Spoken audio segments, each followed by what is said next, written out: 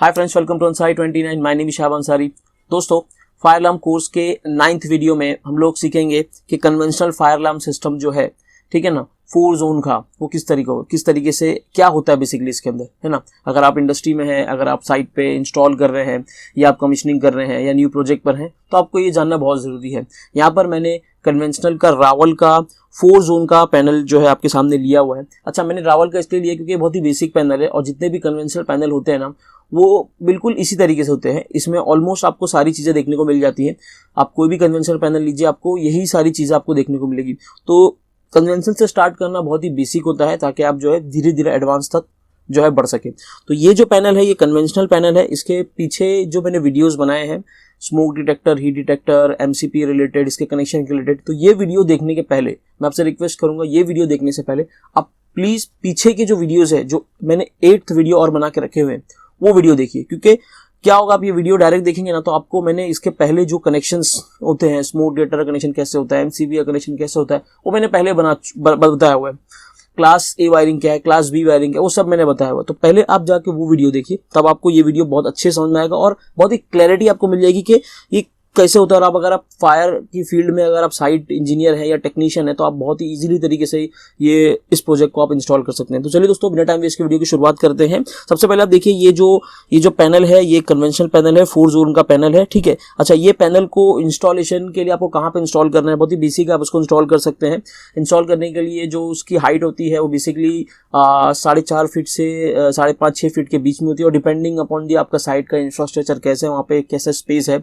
ये जो fire panel होता है, ये हमेशा रिसेप्शन पे इंस्टॉल किया जाता है ताकि जो सिक्योरिटी गार्ड या रिसेप्शनिस्ट है, वो अगर एक्टिव होने के बाद जो है जल्दी से जल्दी एक्शन ले सके। और विजिबल होना चाहिए इसका जो डिस्प्ले है, कोई भी ऐसी चीज़ें सामने नहीं रखी होनी चाहिए जिसकी वजह से फायर पैनल आपको जो है नहीं दिखे। तो ये उसका बेसिक फंडामेंट है, बेसिक फंडा है फायर पैनल को इंस्टॉल करने के लिए।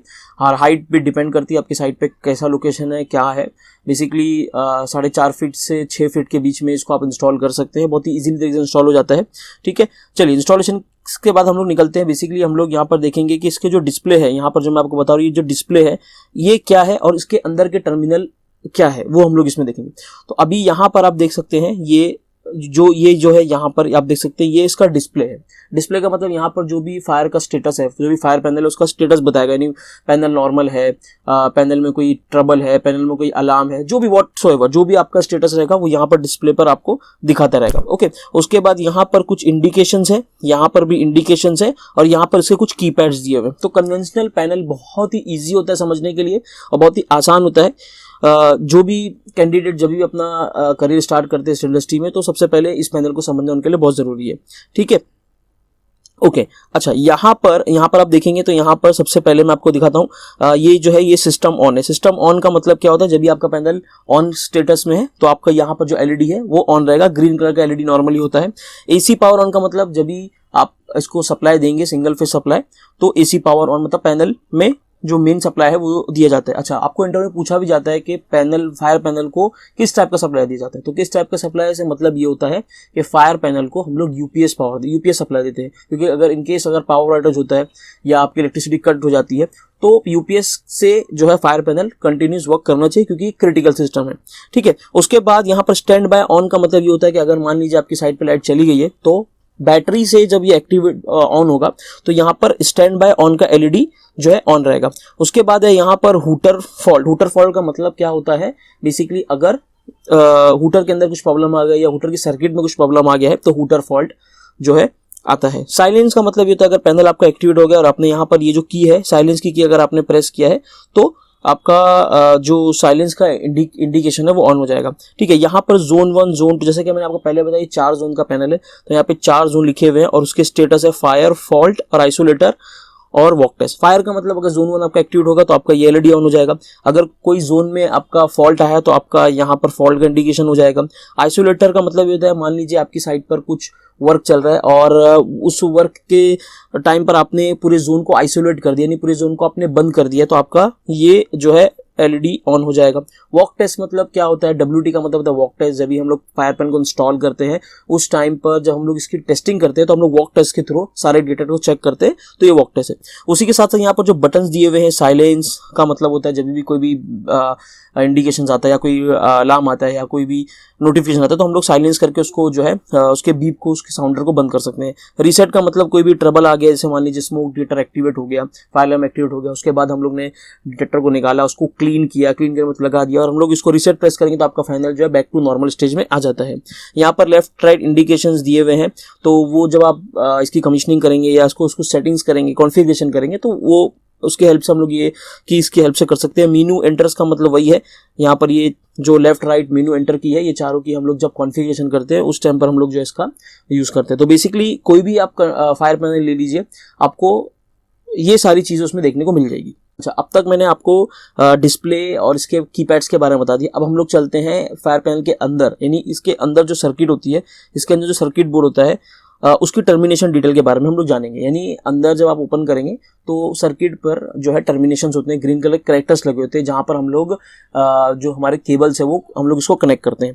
तो सबसे पहले यहाँ पर आप देखेंगे तो यहाँ पर हम लोग इसको इनपुट सप्लाई देते हैं। यहाँ पर अर्थिंग, न्यूट्रल और पॉजिटिव फेज, तो हम लोग जो है सिंगल फेज सप्लाई देते हैं। 230 वोल्ट AC सप्लाई हम लोग यहाँ पर इसको देते हैं पैनल को ऑन करने के लिए। क्लियर है? आई होप आपको समझ में आ गया होगा।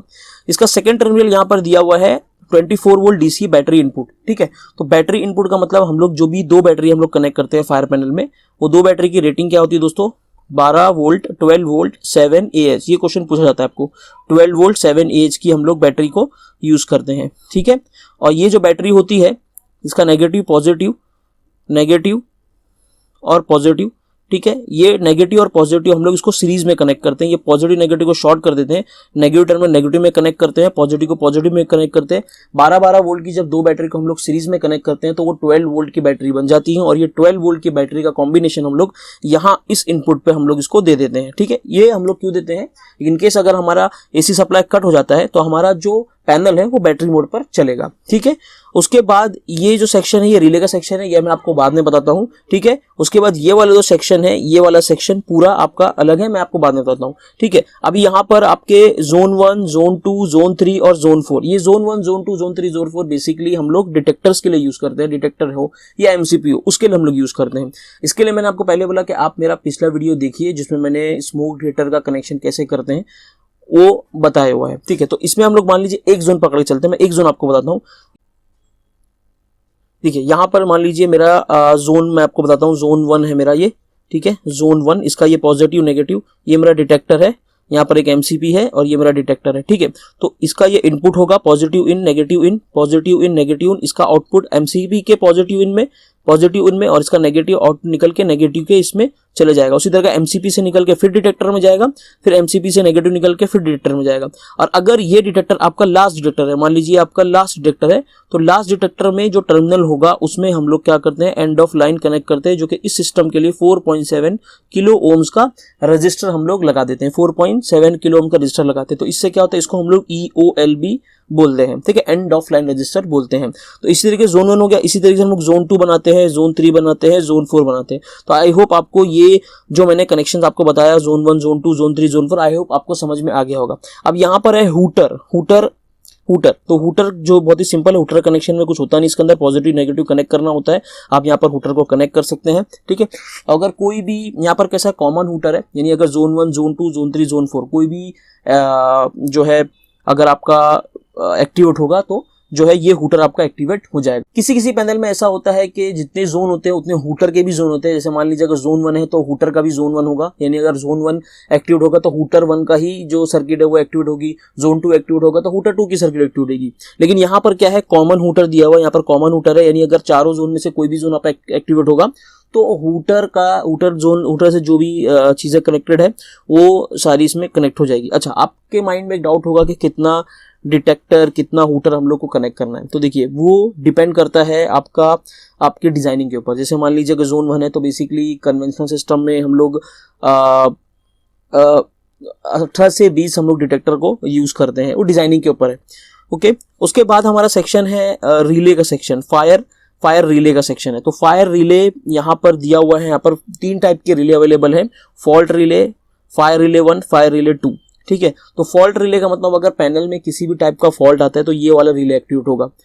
फायर रिले का मतलब अगर आपका कोई भी जोन एक्टिवेट होता है फायर कंडीशन के लिए, फायर कंडीशन में, तो आपका फायर रिले एक्टिवेट होगा। और ये रिले जो है हम लोग किसी भी सेकेंड पार्टी को हम लोग देते हैं, जैसे आपका एक्सेस कंट्रोल सिस्टम हो गया, फायर डैम्पर के लिए हम लोग यूज़ कर सकते हैं इस रिले को। उसके बाद हम लोग HVAC पैनल के लिए दे सकते हैं, लिफ्ट कंट्रोल पैनल के दे सकते हैं, या अदर कोई भी सिस्टम को हम लोग को फायर अलार्म पैनल से PA सिस्टम को हम लोग दे सकते हैं। तो उसके लिए हम लोग इसका इस्तेमाल करते हैं।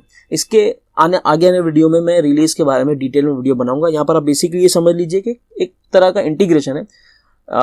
इंटरव्यू में कभी पूछा जा सकता है कि क्या कन्वेंशनल पैनल में इंटीग्रेशन होता है, तो यस, कन्वेंशनल पैनल में भी इंटीग्रेशन होता है। इंटीग्रेशन का मतलब यही होता है कि हमारे पैनल से किसी और सिस्टम को कनेक्ट करना। तो आप जब यहाँ पर एक्सेस कंट्रोल पैनल कनेक्ट करेंगे तो वो थर्ड पार्टी ही डिवाइस है, अलग पूरा सिस्टम है, ठीक है। तो control panel, fire control panel से आपका एक्सेस कंट्रोल पैनल एक्टिवेट हो रहा है, मतलब वो एक टाइप का इंटीग्रेशन ही है। आगे आने वाले वीडियो में इस कोर्स में मैं डिटेल में इंटीग्रेशन के बारे में बताऊंगा। नेक्स्ट आपको यहाँ पर जो लास्ट में है, यहाँ पर ये RS485A और B दिया हुआ है। ये RS485 बेसिकली कम्युनिकेशन पोर्ट है। यहाँ पर आप 2 कोर का सिंपल सा जो है केबल लगा के BMS सिस्टम को दे सकते हैं। यानी अगर इनकेस आपका फायर पैनल एक्टिवेट होता है या कुछ भी ट्रबल आता है, जो भी उसका स्टेटस है, वो हम लोग यहाँ से आपके जो BMS सिस्टम है वहाँ पर दे सकते हैं। वहाँ पे आपको जो है इसका स्टेटस जो है शो हो जाएगा। तो ये हम लोग कम्युनिकेशन पर्पस के लिए यूज़ करते हैं। ये 24 वोल्ट DC आउटपुट भी हम लोग जो है इसको यहाँ से 24 आउटपुट हम लोग किसी भी सर्किट के लिए दे सकते हैं। तो बेसिकली आई होप आपको इसका टर्मिनेशन डिटेल बहुत ही अच्छे से मैंने डीप में समझाने की कोशिश की है। फिर भी अगर कुछ भी आपके माइंड में इस टर्मिनेशन डिटेल के रिलेटेड अगर कोई भी डाउट रहेगा तो आप मुझे कमेंट करिए। मैं पूरी कोशिश करूंगा आपको आपके कमेंट्स के आंसर करने की। उम्मीद करता दोस्तों आपको मेरा ये वीडियो पसंद आया होगा, और आप जो है, मैं उम्मीद करता हूँ आप मेरे ये कोर्स को पूरी तरीके से देख रहे हैं स्टार्टिंग से लेके अब तक के वीडियोस, ताकि आप लोग का कोर्स पूरी तरह से अच्छे से कंप्लीट हो। और साथ ही साथ एक रिक्वेस्ट और करूंगा कि प्लीज़ वीडियो को शेयर कीजिए। आप ज़्यादा से ज़्यादा लोगों को मेरे चैनल से जोड़िए ताकि और भी लोगों को इस चीज़ का जो है फ़ायदा हो सके। तो चलिए दोस्तों, मिलते हैं अगले वीडियो में, तब तक के लिए बाय बाय।